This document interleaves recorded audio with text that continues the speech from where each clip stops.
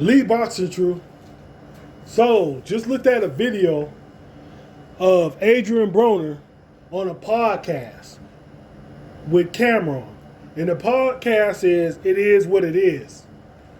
So, Adrien Broner, once again, was, being Adrien Broner, saying, I don't know if he was allegedly had alcohol in his system or whatever he had in his system, or maybe he just felt to say this, but their co-host, Stat, he consistently complimented her over and over again to the point where it was like annoying.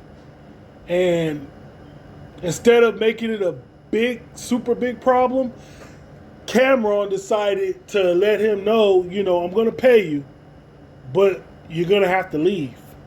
You're going to have to leave because, I told you she had a boyfriend and, Stat, that is, the host of It Is What It Is. And if you haven't seen or heard of the podcast, it's with Camron and Mace, and they talk about sports. And they have plenty of guests. They became very popular with just the urban community, but I think they're now starting to get outside of the community, of the urban community, and they're starting to become, known even more. But this stunt, I don't know if it was a stunt that Adrien Broner pulled or he was just feeling the moment and he thought it was funny. But, as you heard Camron and May said before, that's like baby sister. So they're only going to allow you to, be disrespectful so many times. And I think that sometimes some of these boxers feel like they can just, disrespect people's sisters or daughters or girlfriends and stuff like that. We're in a different world. Not everybody's scared of a boxer. So with that being said, I felt that Camron handled the situation pretty well.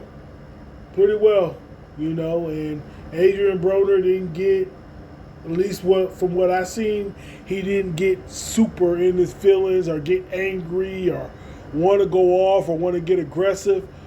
And I'm glad that the situation got taken care of and handled. And it just goes to show you that some people ain't going to allow you to be disrespectful.